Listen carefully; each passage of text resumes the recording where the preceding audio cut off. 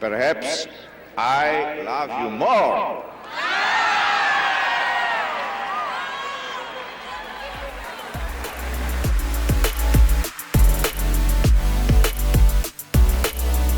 Hello, I'm Kendall Qualls, and this is Fully Charged. On this podcast, we counter the progressive narrative and give you a perspective you'll never hear conveyed in the public arena. Thanks for joining us, and I'm here with Jack Rigert and out of Chicago, correct? I'm originally Kendall from Chicago. I'm out in the western suburbs now. Okay, great. Hey, why don't you tell our audience about what you're doing full time and making a difference in the lives of men and families? Yeah, thank you so much. So I'm the director of what's called the John Paul II Renewal Center. And it flows out of a teaching from John Paul II, our old Polish Pope. I'm in the Catholic tradition. Who am I? What's my purpose? Why were we created male and female? How do I find happiness here on earth and love that satisfies forever? So it's just a great space to be in right now with all the questions and the confusion in our culture, you know. And who's your activity primarily directed toward? Is it young men? Is it families? All the above? Or what? Yeah. So all of the above. My favorite roles are to visit churches for 3 or 4 days at a time and really unpack this beautiful teaching. The rest of this month, I'll be with parents and teens working together, going through our sexuality, what that means, marriage as a sacrament, and what that means in our Christian tradition. So yes, that I'll do men's conferences on a pretty regular basis, and even work with do high school retreats and things like that. So yeah, we're all over the board. Well, you have a pretty eclectic background yourself as a chef. You've been a business owner of several different things. How did you get to the point where you're at right now? Got down on my knees, was away from the church for almost 20 years, and said, God, do you have a plan for my life? And I think Kendall, he smiled at me and said, yeah, I have a plan for your life. You're not following it very well, but yes, I have a plan for your life. And then what happened, I'll just give you the cliff notes on this. What happened is I got up off my knees and almost right away I got a call from my mom. I'm the oldest of 5 boys. And the fourth one down, Danny, was sexually abused by an authority figure that we all trusted. And later on, he would get into drugs. We didn't know about this initially when it happened. He would get into some drugs. And then in rehab, the counselor said, did you ever have same-sex attractions? And he said, yes. And so he said, well, let's explore those. And anyways, he got into a gay lifestyle about 25. And by 29, he was dying of AIDS. So here's the story, right? I get a call from my mom. Said, Danny's, the hospice people said he's maybe got 24 hours left. I know you guys were just out here, but if you want to, you have time to maybe hop on a flight from Chicago to Orlando. So anyways, we got there. The hospice people, Kendall, I remember, were on my right when I walked into his house. And they said, oh, thank God his brothers are here. He's still alive. But they said, don't expect anything from him. We're just letting him go. He's in basically a coma. But we walked in there, and as the 4 of us, the 4 brothers, were talking, I saw the tendons on my brother's neck start to rise, and I recognized he was battling to the surface. And I didn't know how far he'd get, but I touched his hand and I said, Danny, you can hear us, can't you? And with that, he opened his eyes, which kind of freaked us all out. We weren't ready for that, and asked us to pray with him. And his mouth was really dry. So I said, Danny, did you say let's pray?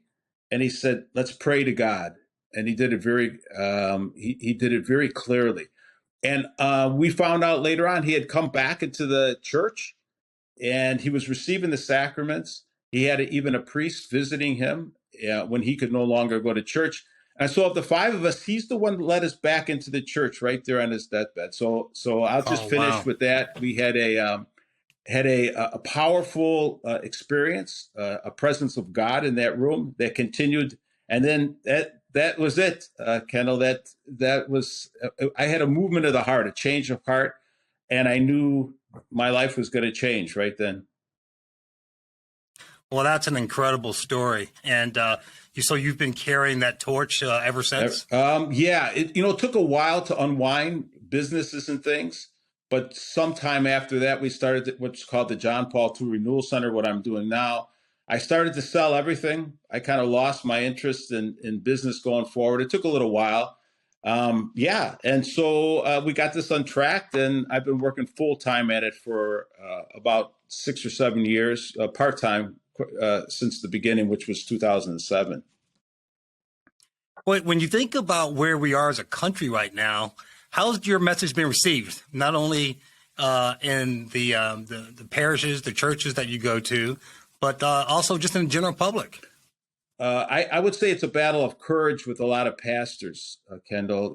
That they're almost afraid to bring up this topic of a marriage and the family in the biblical tradition, and so it goes over well, but you have to battle to get in sometimes into our churches, which is really unfortunate. We're doing some things outside of the churches, even, and I'm working with evangelical pastors that have the courage, to stand up. So this is a cultural war. I know you know that very well, right? Marriage, the family, and trying to get the pastors to speak up and have the courage to do that, and then to take over, take education back from the state to a certain extent. I don't know if you know this latest statistic that came out from the Pew Research Center, and this was just from a few years ago, 2019, that the United States leads the world in children in single-parent homes by 3 times. So we're one of the things we're doing. We're going to launch this week our Fatherhood Impact Award, and it's for pastors, for priests to be able to recognize men that are standing firm in their roles as husbands and fathers, and to recognize them. And we're going to give them awards, and also make sure that we highlight their pictures in the local papers, basically elevating what good looks like. So we're on the same battle, but we need to elevate what we all should be aspiring to as a way to help change the culture. Yeah, and it's the hero is, you just described the heroes, Kendall. That I don't think you can look out anymore and expect them to come out of. We used to always look up to some church leaders to step up, and some do, right? And some of them are out there. So I don't want to throw everybody under the bus. Same thing in the political arena. We will find those heroes here and there, but the real heroes are the fathers and the mothers and the family, and you cannot get away from that. We tried to get away from that, and you're exactly right. And this is why I wanted to be with you on this show. Well, give me some background. Why did you name your organization John Paul II? What was I know the background of that particular pope, but why that one? And how is it so special about his message that you want to bring forward in public? Yeah, thank you. When he became pope, in 1978. He was born in Poland. He lost his family early in life, and then the Nazis came in.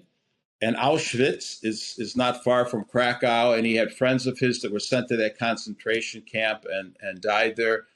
Soon after that, Kendall, the communists came in, and he saw that the communists, the way they controlled so much was to take out the church, to take out God, and then take out marriage and the family.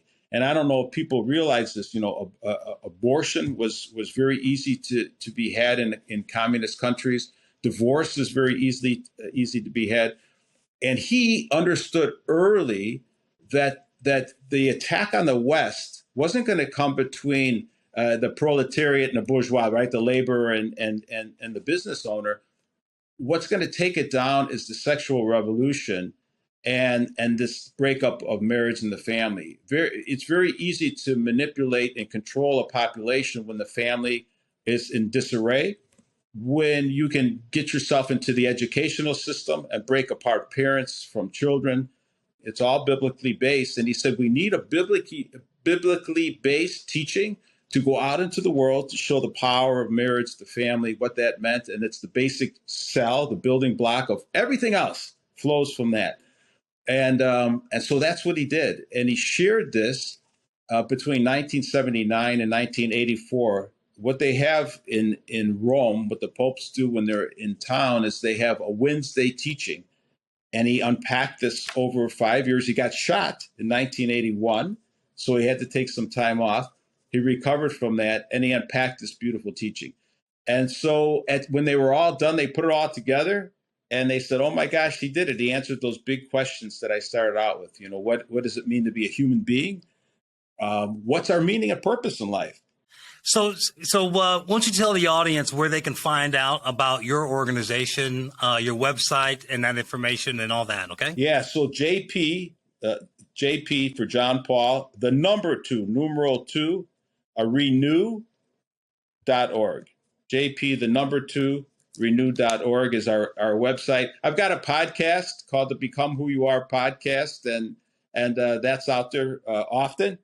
So I want to thank you for joining us, for watching Fully Charged. We created this podcast to counter the progressive narrative and give you the other side of the story that you'll never hear. If you like this podcast and believe in what we're doing, consider subscribing and give us a 5-star rating. And most importantly, share this podcast with family and friends. You'll never hear this anyplace else, and we need to make sure this message gets out there. To find out more about our work, go to our website at takechargemn.com and consider joining us.